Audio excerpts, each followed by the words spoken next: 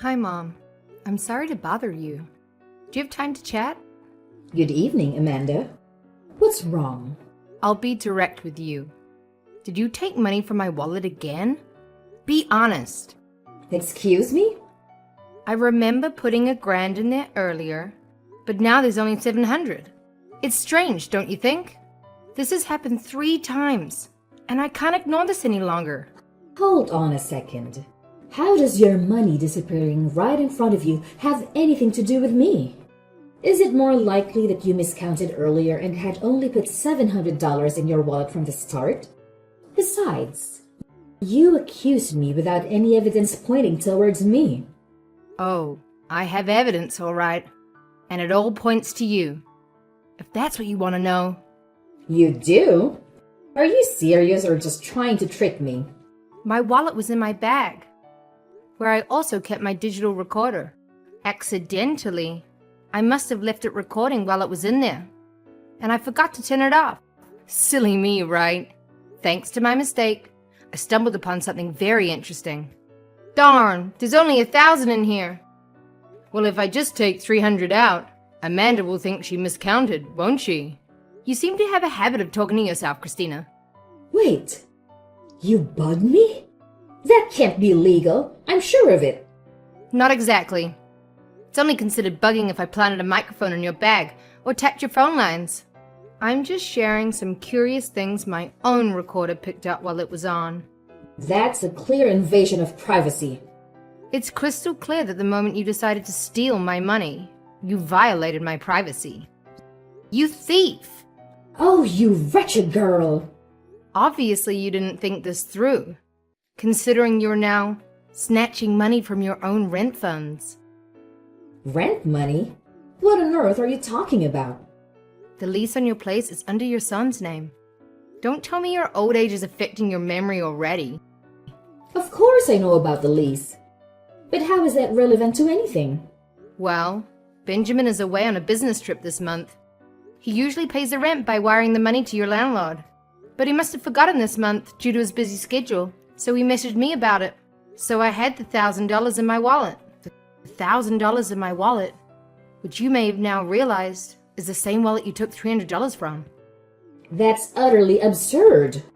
I won't entertain this delusion you're creating for yourself. I'll go ahead and talk to Benjamin about it. Then we'll see who's living in a fantasy. Look, I'm sure you have more than enough money in your pension to cover it. So please, be reasonable and return the money you took from me. Hold on for just a moment. Oh, it occurred to me that you might have copies of our house keys without seeking our permission. I'd appreciate it if you could hand over any of those keys you might still have. It's one thing for you to accuse me of theft, but there is absolutely nothing wrong with me having the keys to my son's house. I suppose there's nothing wrong with trying to protect our home from a mother who steals from her own son. Christina, there's definitely something seriously wrong with you. What possessed you to think into my house in the middle of the night like that? Oh, come on. It's still morning. Can't we discuss this later? Maybe at lunchtime? Some of us need our beauty sleep, you know. After our talk last night, I decided to set up a hidden camera on the front porch. All right. And what's that got to do with me? The camera caught you sneaking inside, taking your shoes off, trying to be all quiet. I thought I'd taken back all the extra keys from you, but it seems you still have them. Well, naturally. I knew you might pull something like this, given your hysterical nature. So, I had another key tucked away, just in case of emergencies. Looks like I outsmarted you, young lady. Whether you're a mastermind or not, I'm changing the locks. That'll put a stop to your ridiculous plans. Are you out of your mind? Benjamin, the man of the house won't stand for you doing something like that to his own mother. My name is on the lease, and believe me, the woman of the house can change the locks if she wants. You must be joking, right? Listen, just because Benjamin isn't around doesn't mean you have the freedom to do whatever you want. I don't have to explain myself, and you know it. Frankly, you're no different from me. So, I suggest you get off that pedestal you place yourself upon. You've got some nerve thinking I'd expose myself to a daughter-in-law who's kept more than her fair share of secrets from me. Secrets?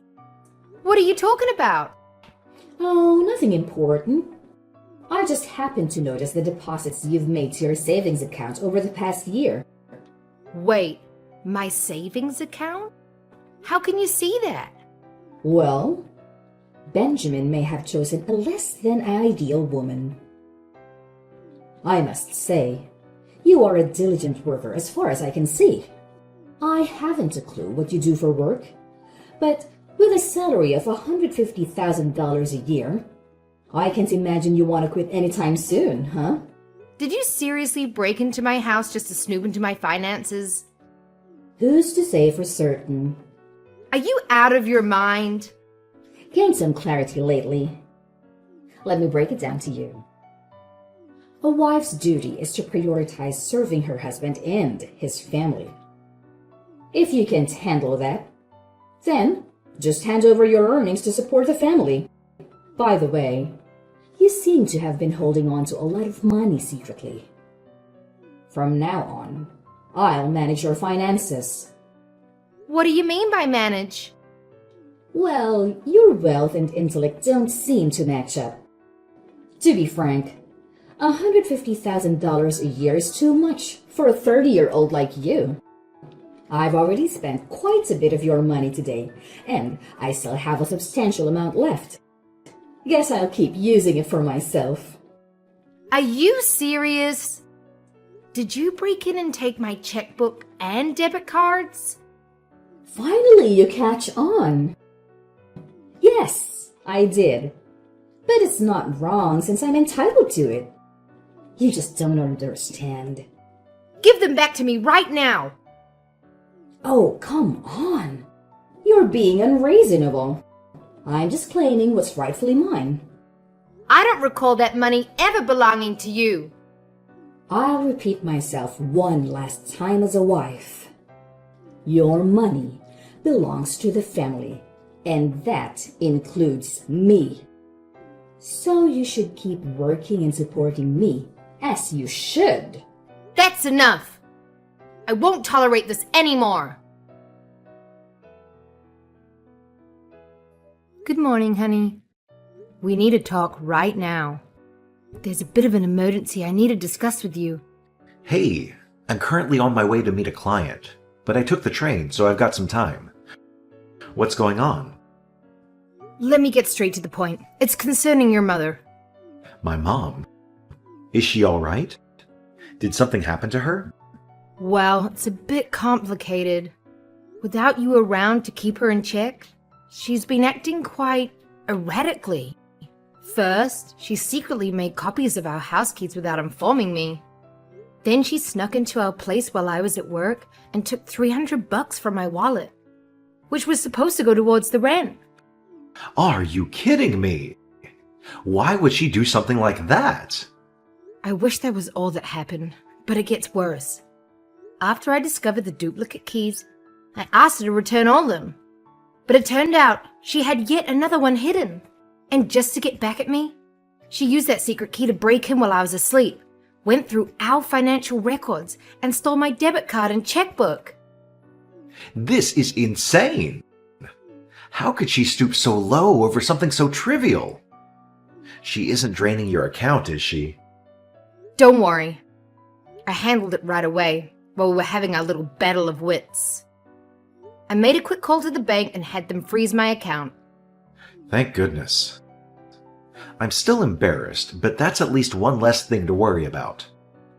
Additionally, she's clueless about my card's PIN and account password. She can't forge my signature, so it's more like a bargaining chip for her. Right, I should have known she wouldn't plan that far ahead. She tends to act without thinking, but I'm not sure if that's good or bad for our situation. Her plan was probably to use what she already took from you to force you into giving up your password or signing checks for her.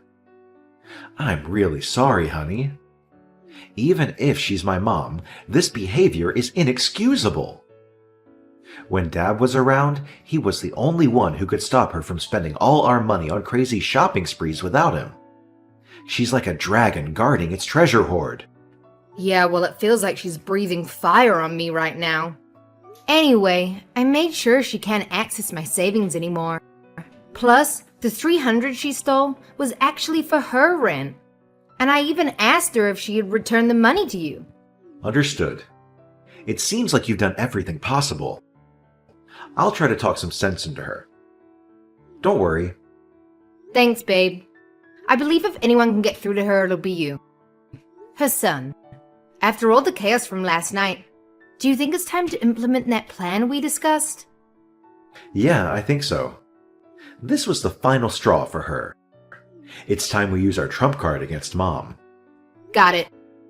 I'll prepare in that case. Great. I'm sorry you have to be involved to set things right, but I'm counting on you. Amanda, I can see your phone is on.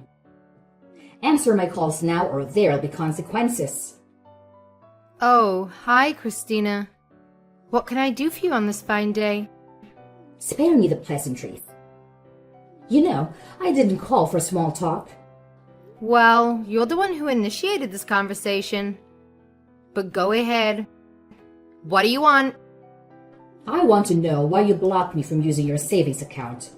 I need your help to pay off my debt. What else should I do? Debt? Wait! Did you take some risky loan or something?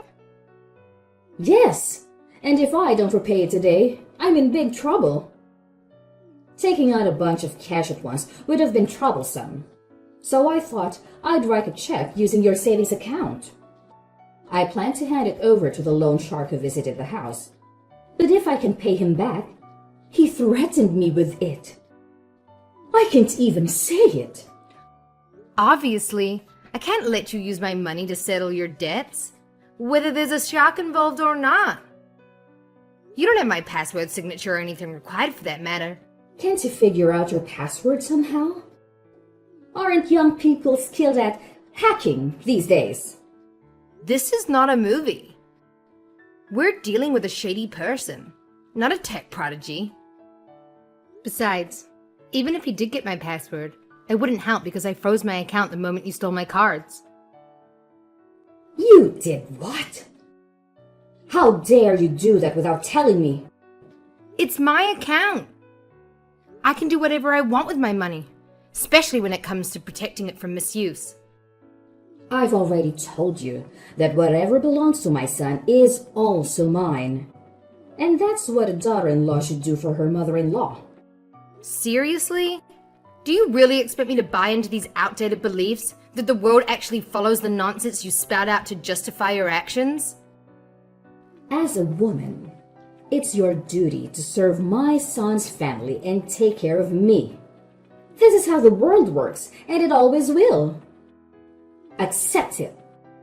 Once a baby boomer, always a baby boomer, right? Guess you can't teach an old dog new tricks, right? What did you just call me? Oh well, I suppose it's pointless to argue. It's clear you won't budge, no matter how many times I refuse. So I guess I should just give up. That's more like it. I don't know what took you so long, but I'm glad you finally see things my way. Now, tell me your password so I can get rid of this issue. No, I don't think so. What's the point of giving you that money when Benjamin and I were actually saving up to buy you a luxury condo downtown? A luxury condo for me? Not long before his death, Roger talked to Benjamin about what would happen to him. He was always preoccupied with thoughts of you. Even during his hospitalization, he realized that time was catching up with you and he wanted to take care of you. However, Benjamin and I discussed it thoroughly and came to the conclusion that living together would be a real nightmare, considering how poorly you've treated me since I married Benjamin.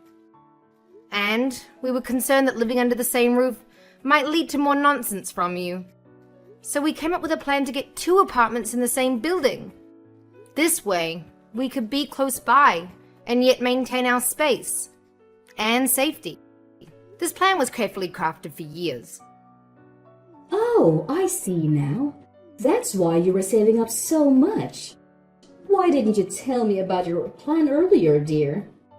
If I had known, I would have returned the money immediately. In fact, I wouldn't have taken it in the first place.